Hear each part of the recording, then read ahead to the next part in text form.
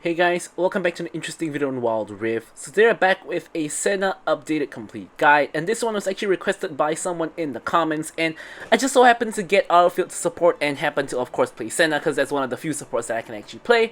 And here we are with the Senna video. So, of course, before we get into it, don't forget to check out Senna's basic guide for her skills, abilities, leveling order, tips and tricks, as well as a couple of combos. But without further ado, let's jump straight into it. So, first things first, already got a point of contention is which support item to go for. So now, I've seen some of the top players take Ancient Coin, not sure if it's still here. Yep, so two of them actually taking Ancient Coin out of the top three. So I decided to try out Ancient Coin in this game. So, overall, I think literally any of the three support items work on Senna. So Ancient Coin, you basically just don't have to do anything. In lanes where you are able to walk up and bully, definitely Spectral Sickle is the way to go to, proc it really quickly. And a Relic Shield is good in lanes where you get pushed in and you need to control the wave. And in general, I think Relic Shield is just always a good support item because it always gives you wave control if you know what you want to do with the wave. But Ancient Coin is also very viable. As I said, I just tested it out, so it works out well as well. So first item, for me, it's always going to be defensive boots. I do think that this tank Senna is better. Senna does have an alternative build with the damage kind of build, something that looks like this. I might play and test it out if I get autofill support again. But yeah, I do think the tank build is still the best build. And so first item for the tank build is always going to be Iceborne Gauntlet. Gives you health, armor, mana, ability haste, all the good stuff. She does have mana problems, she wants ability haste. Health and armor always going to be good, and the Spellblade passive not only helps you to deal damage, but also gives you that slow effect. Now, Senna is really weird, because I feel that her boots being defensive boots, so either armor boots or magic resist boots, and then first item is always going to be Iceborne Gauntlet, and then the second item is variable, and the last item is variable, but the third item is always going to be Maul Reminder for the armor penetration as well as the grievous wounds. So second item, by default, I like to build Black Cleaver. Gives you all of the good stats. It gives you max health, gives you AD, ability haste, again all of the good stats that Senna likes. Also reducing enemies armor by auto attacking them and landing Qs and spells like that, always useful. Rage passive for movement speed, always good as well. However, you do have a number of other options. So first up, these options do overlap with their last item, by the way. So these two are kind of situational. So first option, which is very popular, is Serpent's Fang. Now a lot of games you will find yourself going this kind of build. So Serpent's Fang, second item gives you AD, ability haste, lethality, but most importantly the anti-shield. So nowadays there are a lot of team comps that there are a lot of shielding, when there's like a Karma support, Lulu support, Seraphine support, Lux in the mid lane, Shen, Set, these kind of champions. Serpent's Fang is always going to be necessary because without it, your team is going to suffer. So Serpent's Fang second item, very, very common. Now, if they have a lot of AP, another way you can go about it is either going for Spirit Visage here, which is going to make you really, really tanky, give you more health regen, magic resist, ability haste once again, and increase all your healing and shielding effects. But another option is also a little bit more offensive, which I think is a little bit less popular nowadays, but it used to be popular back in the day, is going for Maw. So Maw of course gives you a lot of AD magic resist, and of course gives you that magic damage shield, so either way kind of works. So last item here is going to be Frozen Heart. So Frozen Heart, of course, you can apply the chill very easily, reduces enemy attack speed. Now, you normally only go for this if you have like 2 or more physical damage. Auto attackers, something like a ADC plus a Yasuo, or let's say a Tryndamere plus a ADC, something like that. Of course, the more value you get, the more auto attackers there are on the enemy team. So something that I didn't really, talk about is the enchant. So for this particular support Senna build, I basically almost always go for Locket. Now, Locket I think is just better because you can combo it with your ult for a huge shield. So this counters any huge AoE kind of spell, like let's say in this match a Samira who tries to ult in. It's gonna do a lot of damage. And other options is also of course Redemption, which is not really the best compared to Locket, I feel, but it's still viable. Of course, you also have another option of the Revival Enchant, which of course increases your healing and shielding effects, which is always going to be useful as well. Has a lot of value on Senna, but again, I prefer Locket. You can also go for QSS or Stasis if required. But that's a little bit more selfish, so I don't quite recommend that. So now talking about the runes. So Fleet Footwork I found is actually the best rune. Now, I think there's only really 3 viable runes on Senna right now. So Fleet, PTA, as well as Glacial. So now, I think Glacial is always a good / okay rune. It's very popular on Senna. Gives you a slow, and of course gives you that slow feel when you hit your W. So it is good, but PTA is a little bit more offensive, and I don't really go for that very often. But I found that actually Fleet is really good, because this pretty much gives you infinite sustain in lane and also in the later stages of the game, but mainly in lane. You guys will see this in the gameplay later on, how amazing Fleet is for just your sustain. Your Q plus Fleet basically means you can almost never be poked out of lane, and you know, instead you can be poking people out of lane. So for the rest of the runes, this is a full kind of support kind of build. So we're going for Fawn of Life for that extra healing for yourself and your teammates, Bone Plating for your own survivability, and Revitalize just for more healing and shielding on your team. And here I like to take Giant Slayer because you still do a decent amount of damage even though you're building full tank, just based on the fact you're kind of an ADC. And lastly, I like to go for Flash together with Heal, of course, because you are a support. You can also go for Exhaust if the match calls for it. And that's pretty much it. So now let's move on to talking about the gameplay. Okay, so now let's get into the gameplay itself. But of course, first off, as usual, don't forget to like, comment, and subscribe. Any questions, queries, remarks, feel free to leave them in the comments below, and I will of course be sure to address them. So here we can basically play Senna as a support in any team comp, because in this particular setup you are playing Senna as a support, not an ADC. But I know there's going to be action immediately, so I'm going to talk a little bit more about that later. So here I face check the bush to put the control ward here. I get rooted by Morgana. I take a lot of damage from Kalista. So if you take a look here, I'm at like about 1/3 health here. So here is where I can show you guys how the Fleet really comes in together with the heal. So here I proc the Fleet, I proc the heal, I'm back to like a slightly over half health. And I'm going to be taking a lot more poke. So here, I walk up, I'm trying to disrupt the Kalista's back, but I auto-tech the minion instead. I get hit by a Morgana root, I'm back to like 1/3 health, and I don't have to back. So here you can see I auto, I Q just to get my souls, and then I'm going to proc my Fleet again when it's charged up, and it's going to pretty much shield me you know, back to a healthy state. So I mean, you guys get the general idea. So here I Q again. I'm pretty much just healing myself just by queuing the minions. And my Fleet is definitely up now. I want to ideally get an auto attack onto an enemy, not the minion, to get more healing. So we'll have to see, because we can't just simply step up to just attack Morgana, because she does have that root. Now she's consumed it, so I can't step up to auto.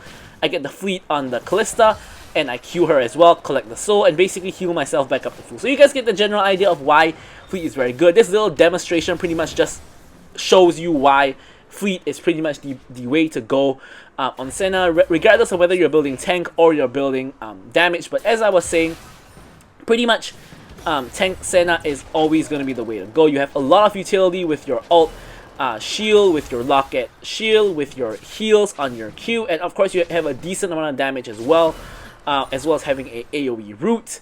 You know, a lot of tools.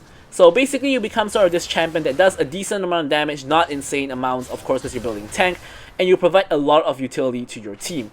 And you really are not as squishy as you appear. So one of the benefits of going for this build is a lot of times when enemy team sees a Senna, you're gonna just assume that you're squishy. But if you build this build, you're a lot tankier than what people expect. And I'm also a victim of this. I've also played against Senna a couple of times, and I also felt that, you know, she was probably squishy, but she was way tankier than I thought. She's not really as tanky as a tank, of course, but she is not squishy whatsoever. So here, it's a pretty funny situation, because Corki is back because he has no mana. Fizz forces the play, goes in, but Morgana has the black shield, shields up the Kalista, and no real play really happens. I mean, I do get a soul from Morgana, but that's pretty much it. And because of that, he kind of delays my tempo, and I'm not really able to reset. Now, I guess ideally there, I kind of just ignore him completely and just reset. But with the Corki, but I was trying to kind of help him out a little bit. I mean, the best way I could have helped him out there is to hit a root beforehand to force out Morgana's shield so that he can actually get kill potential with his ulti. But honestly, he didn't even give me a chance to really do anything. He just straight up just went in against a Morgana, and when Corki is backing. So really, the Fizz is just not very good. So here, Corki is super duper overextended. I mean, you don't win against Kalista you don't win against Kalista 1v1 or even worse 1v2 in the early game. Kalista's the strongest laning champion, as I've said multiple times.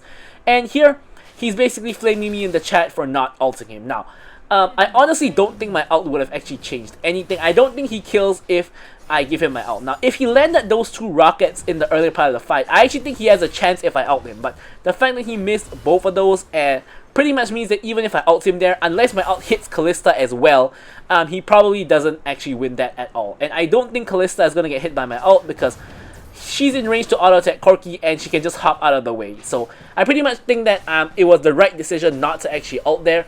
But yeah, of course, we're not gonna tell Corki that. We just tell him that, oh, we're busy shopping.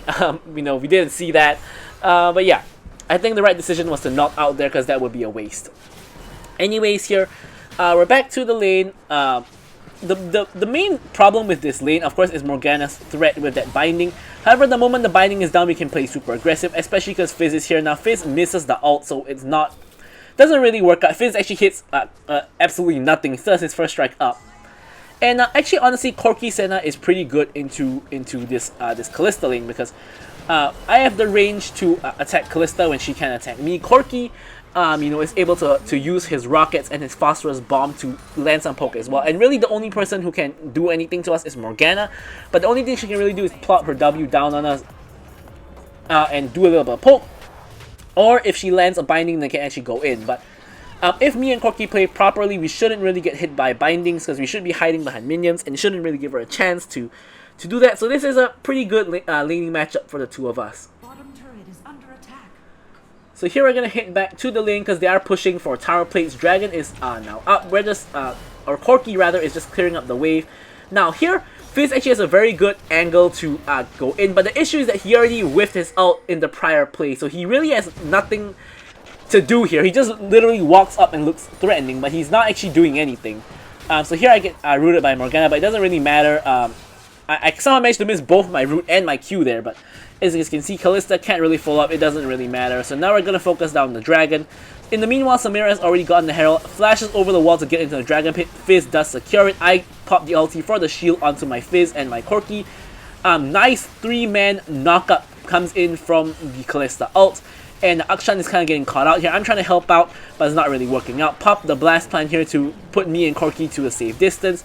Samira gets exhausted by the Corki, but Corki dies anyway. Samira now has ults me, but with my bone plating plus my armor boot, she can't kill me, and I actually kill her instead.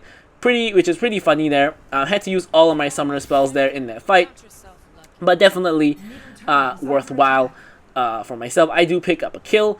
The early game honestly goes pretty slow, and with that kill I'm actually on par in terms of goal with the Corki, which is also pretty funny. So in this particular matchup, they don't really have a lot of magic damage. They have Samira and Kalista, 2 huge physical damage threats, and then they have like Swain and Morgana, who are not very big magic damage threats unless they get fed, which at the current moment Swain is 0-3, so he's not really very fed. And Morgana, unless she hits late game, is not really going to be a very big magic damage threat. So here I'm already deciding that second item, I'm not going to be going for like a Maw or Spirit Visage. I'm also deciding here that I'm not going to go for Serpent Spang, because honestly, if you look at the shielding in their team, we have Urgot E shielding, Samira has no shielding, Swain doesn't have any shielding either. Kalista has a barrier, and Morgana of course has the black shield, but reducing the black shield doesn't really help all that much. Corki or Fizz can probably eat through the shield pretty easily anyway, so I don't really see a lot of Serpent Spang value in this game. So when you basically have no Serpent Spang value or no magic resist item value, that's when you want to go for a Black Cleaver. And yeah, so obviously the magic resist and the NC shield takes priority over the Black Cleaver, but in this case, since we don't need either, it's a Black Cleaver game. So here, you know, just back to laning, objectives are already down, nothing too interesting. I mean, this lane, Corki gets hit by the roots. I heal him up a little bit. Kalista's completely out of position to follow up. And you can see, one of the main problems of playing Senna into Morgana is when you hit your W, she has 1 entire second to react to Black Shield. Either herself or whoever else got hit by the W, so not too much we can do here. Now here, very nice lane gank comes in from the Fizz, one-shots the Morgana. Of course, Morgana already didn't have the Black Shield because of my prior route just now. So this is kind of what I'm talking about. Like, the only way I can really help the Fizz is if I force out Morgana's Black Shield before he engages, which in this case I did. So by landing the root beforehand onto the Callista, which then technically not forced, because I don't actually think that she needed to do that, but she decided to use the Black Shield onto the Callista, and now the Black Shield is down, and because of that, Fizz is able to one-shot with the ult. Now you can see that I ate a Samira ult there, but from like my items and my runes, like my bow plating plus my armor boots plus the health and armor I'm getting from the components of the Iceborne Gauntlet, you can see that I barely took any damage from Samira ult. So like I said, Senna is actually deceptively tanky when you go for this kind of tanky style build. So here we've completed our entire Iceborne Gauntlet, which is going to give us the extra Spellblade passive and an extra slowing area, which is another reason why I think Glacial does lose a little bit of value, because you know, you get that Glacial auto for the slow, but you now have that you know, that slow already on your Iceborne Gauntlet, so you don't really need the slow that badly, which is kind of why I think Fleet is now actually the better way to go. Now the Gorilla Turret is wailing on our tower. We're trying to get rid of it, but it's basically single-handedly destroying our tower. We do lose the tower eventually, and yeah. So here, we are trying to pretty much just do something. Fizz is once again here for another gank. Goes for the ult again, but we know that Morgana still has the shield, so it's not really gonna happen. Here, Samira is coming in. Samira has gone for Maw of Malmortius first item. And I guess I can see it because Fizz and Corki are two very huge threats. The only other physical damage threat we have is Akshan. And if you count me, but I wouldn't really count me and Ornn, because me and Ornn are basically rebuilding tank and utility here. I try to ult to save the Akshan, but I'm not quite able to. And yeah, so basically Akshan is really only the main threat. I still wouldn't go for Maw first item on Samira though, because I don't really think it's a very good as a first item. But yeah, so here I actually root onto the minion, so that if Callista chases in, she actually gets rooted by that, but she actually chose to back off at the correct time. Now here Dragon is up, and Fizz is pinging for it, but the enemy team is already on Dragon, and Corki is in base, Ornn is trying to Hex Gate over. We're really not in position to contest the Dragon at all. Here I'm able to go in, land a root onto the Morgana, but it really doesn't matter because we can't really enter into the space regardless, and Akshan was dead and now only just reviving, so we really have no right to be at this Dragon at all. However, post-Dragon, now our whole team is grouped up as 5, so something might be able to be done here in terms of starting a fight with the enemy team. Also have to be careful not to get caught by the Swain or the Morgana. So Swain himself gets caught by the Corki, and here as you can see we are able to make a play on the Swain even through his Seraph's shield. And now Morgana's the next one in trouble. Still has the Black Shield up again. I'm not sure what's that Black Shield cooldown, but it seems to be really low. So here Morgana lands another Dark Binding onto the Akshan, who was invisible at that point in time. Here, you can see Black Shield is up again. Like, what is that Black Shield cooldown? How is it up again? Anyways, here we are getting flanked from behind by Samira as well as Urgot. I pretty much just walked straight through them, flash out to safety, and I'm still in a pretty healthy state because I'm really tanky. Now I get slowed by Urgot here. Morgana misses everything, misses the Callista, misses the binding. And I also missed my route, to be fair, but we're able to walk out scot-free in a very sticky situation that I think probably multiple people from my team probably should have died, but we survived. So here I'm starting to build the Black Cleaver, getting the Phage component first for the extra movement speed. Urgot getting caught pushing tier 2. My Ornn and Fizz are on the chase, but doesn't look like they're going to reach. Obviously I'm not going to reach if they're not going to reach, so I'm just picking up the souls and calling it a day. Now rotating over to the mid lane, on the way placing a ward in the jungle, because now with mid lane tower and tier 1 bot gone, this is a very common walking path for the enemy, so I am putting a ward there to ensure we can catch the rotations, because that combined with the Skull Vision probably should spot out enemies rotating that direction. However, most of the enemies are actually at the top side, so here I actually ult late, and I don't really think my team needed that shield, so kind of a useless ult there.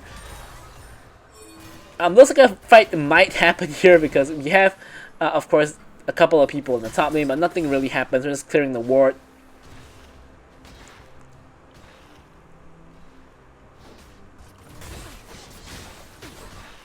Now just helping Fizz out, clearing the blue buff, of course being careful not to steal it.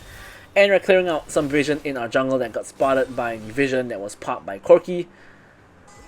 And now here we can see Fizz wants to make another play onto the enemy bot lane. So here we're trying to get up there as quickly as we can. The enemy bot lane actually engaged onto the Akshan, and I'm able to actually root the Morgana. Callista goes down, Morgana is running for the hills. Now, I think Akshan could have charged that up to full, and I think that might have been able to kill through the tower as well. But the minion wave was there, so probably not. Now Fizz goes in very bloodthirsty, and is actually able to queue through the Urgot to escape. I'm helping him out with the roots and with the slow. So another root onto the Urgot, another slow with the Iceborne.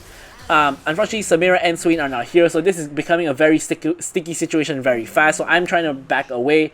Ornn and Corki are pushing the two other lanes. So here I'm just trying to distract them to allow my team to actually push, and also to try to prevent them from going to Baron, because my jungler and my mid laner is dead.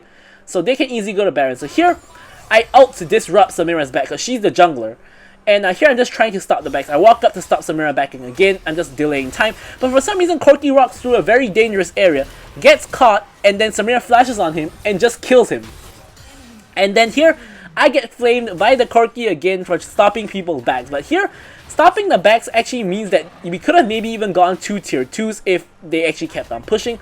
Or at the minimum, I delay them going for Baron. But of course, now with Corki dead and his death timer completely desynced from my team, the enemy team can probably just go for Baron without my ADC being alive. And Fizz is trying to see if he can stop them. But unfortunately, it doesn't look like the case. And the enemy team does end up securing Baron eventually. So Corki kind of ints it there.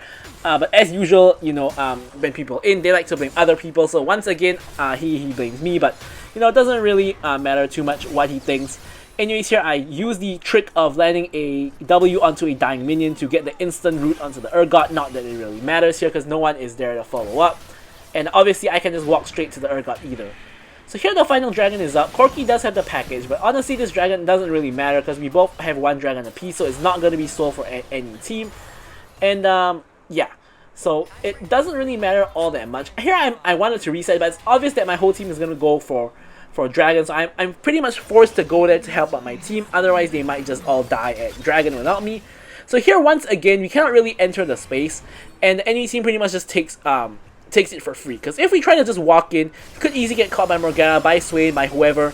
And yeah, so here we're trying to catch somebody out. Kalista is running for the hills. I see my Corki is in danger, so I actually ult to give him the shield here. You can see because of that, Kalista's not able to finish him off. So here, this time I was actually successfully able to save him, at least for the moment, until he runs into Swain and Urgot and has no way out. Whole enemy team is now here together with the T-Hex as well. Only me and Ornn are alive. Ornn only just coming out of base. Way too late for him to actually contribute anything. So here I'm going to back, and I'm going to go ahead and go clear that bot wave that's knocking on my inhib. Obviously we don't want that. We also get the Black Cleaver completion, which again, it's just good for the stats. In this case, the passive like the armor shred, not very useful because as I mentioned, we don't have a lot of physical damage on my team in this case, so it's not really all that useful.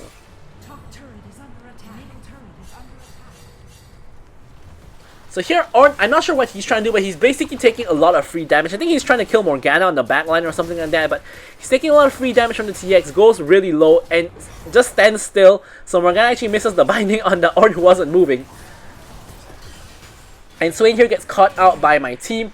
My Akshan and Corki kill him. So a little bit of momentum lost from the enemy team. I'm just desperately trying to clear waves to prevent inhibs from dying. Here I'm trying a blind snipe on Morgana, who was somewhere around that area after taking a bunch of damage.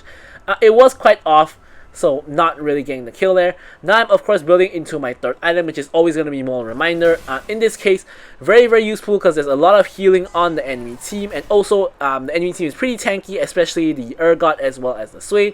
So that armor pen is definitely going to come in handy. Now here Black Shield is now down, so I'm actually able to get a 3-man root here. And I get rooted myself from the Morgana. I pop the locket to give my team the shield. And it looks pretty good so far. Queuing through my team to heal them. Another kill comes through onto the Kalista. I actually get that kill. Of course, you should be trying to give your team kills if possible, because you are the support and you're not building carry Senna. So ideally, you don't want to be stealing all of the kills. So here, Swain actually pulls me in. I'm going to just ult for the shield as well as a little bit of damage. Yeah, so here, my team is pretty low, so we're trying to back off a little bit. Fizz goes back in though, kills the Urgot. Samira gets baited and dies as well. So now my team is all, again, about half health or lower except Akshan. But with the entire enemy team dead and only Swain alive, we can actually go for this mid lane inhibitor.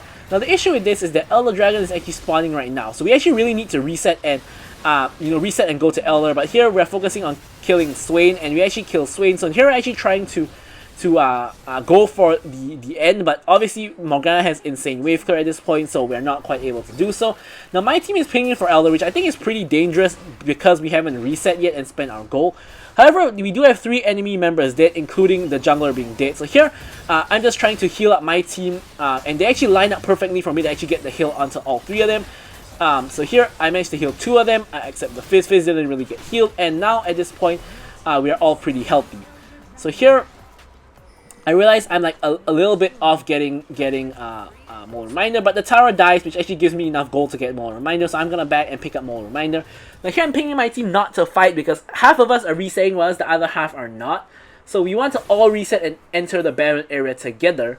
So I'm trying to get there as quickly as I can. Ornn and Corki are already there. Fizz, Akshan, and myself are trying our best to catch up. We do of course have Elder active, so as long as we don't throw the fight or don't just throw our lives away, we should be in a good spot. I'm just checking the bush there, then I'm putting a ward in. Here the enemy team shouldn't really be trying to fight us. We should be just taking Baron ourselves. And yeah, so here the enemy team decides to start a fight, and this is really weird because we're kind of in between 2 groups of enemies, and 2 fights kind of break off, a bottom side fight and a top side fight. So here, I'm joining the bottom side fight because they have the 2 valuable members, which is Kalista and Samira. Now, the bottom side fight, Samira dies, Swain dies as well, and now it should be a free Baron if we want it, but with mid wave pushing in and us having a bot wave at Elder as well, but actually just going straight up for the end without even having Baron. So here we have mid wave. We are trying to clear up all of these minions. Look at all of these minions here. Look at all those souls. I land a W to force Morgana binding again. And here I'm trying to end the game. I'm focusing the Nexus, but the minions evaporate, and huge fear goes in from the Urgot, which forces me to tank 2 more tower shots and gives me my first death of the game. However, with the power of the Elder and a Stasis, Akshan survives and Urgot dies instead. It's a clean ace, and we are able to score the W with our team. So hopefully you guys enjoyed the video. I'm gonna leave you guys with the stats as usual. Thank you guys so much for watching the video, and goodbye.